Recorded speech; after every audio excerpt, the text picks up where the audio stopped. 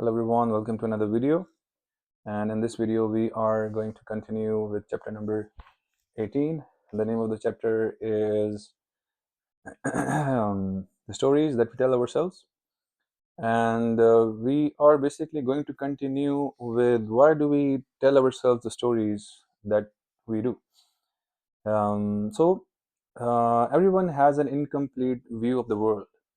But the thing is, even when we have incomplete view of the world, we tend to form like these complete narratives about how the world actually works. Let's take an example of a toddler.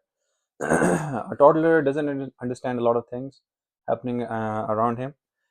They don't understand the concept of work, careers, promotions. They don't understand about insurances and all of those complex things that the adults do. But they still do have a kind of like a mental model that kind of like helps them to make sense of the world, right? So so they have formed this narrative about how the world works, right? They understand that the blankets keep them warm. They understand that the snuggles from their parents are nice and the food tastes good, right? So the kid basically tells himself this story and makes the sense out of this world, right? Even though he doesn't understand all the things that is happening around him. To a certain extent, or basically similarly, no matter what our age is, we tend to do the same thing. So we are also kind of like susceptible to explaining the world through the limited set of mental models that we have, the mental models that we have created based on our experiences, right? So the thing is, we actually know a lot less about the world than we think that we actually do. So, and this is very true for fact-based subjects, fact-based subjects like history, for example. So history is basically the study of the past events. But the thing is, and you would think, since it is history, then there wouldn't be any room for opinions or likings or dislikings, I guess, right? But the thing is, like the sheer amount of evidence that we have in history, it's so overwhelming that people do have to make some selections. And wherever there is selection, there is art. So what people do usually when it comes to history and selection is they tend to select only those parts that actually confirm their bias, or they select those parts that prove them right and also confirms their opinions. And in hindsight, when we do this, when we do this, it kind of like gives us the illusion that the world is understandable and it makes sense. When in reality, it's very hard to basically know everything about how the world works and if it actually makes sense, right? And the thing is, like when most of the people are confronted about something that they don't understand, then the they fail to realize basically that the reason that they don't understand that thing is because of the fact that they try to explain those things from their own perspective, from their own opinions, and from their own understanding, and also from the experiences they've had in the past. But the thing is, those experiences that they have had, and based on that, they're trying to explain the thing that they don't understand. Could be that the experience themselves are very limited, which basically makes them incapable of understanding the thing and explaining it in the first place, right? And similarly, that the stories that we tell ourselves when it comes to investing can also be very fascinating and can also be very terrifying. So, so the thing is, as we have discussed, that it's very hard to know everything about the world, right? And when that is the case, we don't actually know if a market, like when the market is behaving in a particular way, that why it is behaving in that particular way, right?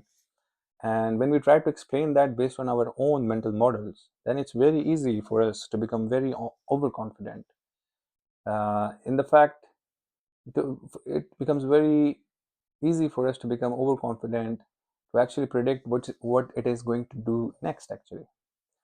So this is based, as you can see, this is based, we are basically making that decision based on our own experiences, based on our own limited amount of knowledge, basically, right?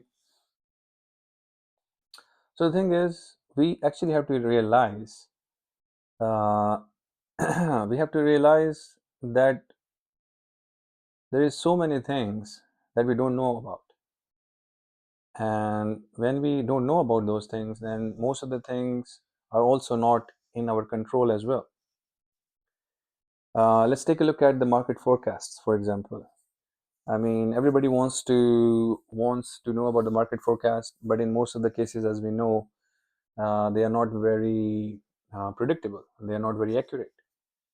Um, the author says that it's better for you to basically look at the average returns of the market over the past few years, and then make a forecast based on that, rather than listening to top 20 Wall Street banks that give you very fancy market strategies to forecast the market, right?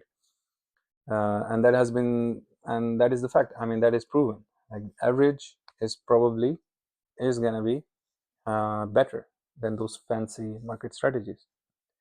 So the thing is, like, even when we know that that the forecasts are so ineffective, then why do we keep on listening to them? Why do we still need them? Why do we still feel the need to know about the forecast? So the reason the author says is that because we want to believe that we live in a world that is predictable and controllable. So yeah, so that is predictable and also controllable. And the thing is, the illusion of control, and the reason is the illusion of control is more persuasive than the reality of uncertainty, actually. That is the reason we like to believe that the world is predictable. Let's take a look at the famous NASA's mission of New Horizon that went to Pluto. It covered around 3 billion kilometers, sorry, 3 billion miles, and it took the spacecraft around 9.5 years to get to the Pluto. And the NASA engineers said that it took actually 1 minute less than they had predicted for the spacecraft to get to Pluto. So if you look at how accurate that assumption or that calculation was, it was around 99.9998%. So as you can see, astronomy is actually a field of precision. It is not like economics and investing, uh, which are basically ruled by human behavior and emotions, right? And it cannot be explained as it cannot be explained in formulas as astronomy can, right? So the author Kahneman says there is a certain path that the stories take when we form them, right? So first of all, we focus on what we want to do and what we can do about that, right? So when we do that, we are making a few mistakes. The first mistake we are making is that we are neglecting the plans and skills of other people that might end up affecting our outcomes, right? Let's take an example of the founders of startups, right? So when they were asked like how confident are in your how confident you are that the result or the outcomes of your endeavor is solely dependent upon your efforts. To that, the founders replied that it's 80% under their control. That if they put enough effort and time, and if they do most of the things right, then they're going to be successful, right? So Kahneman says they fail to realize, these founders fail to realize that there are also other factors that come into play as well, and that includes the success of the competitors, right? And how is the market going to behave at the time when they are planning to do business?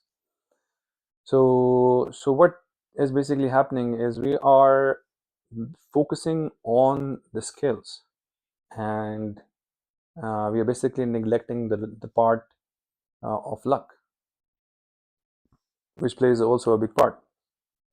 So, so in other words, we are basically focusing on what we do know, and we are basically neglecting what we don't know.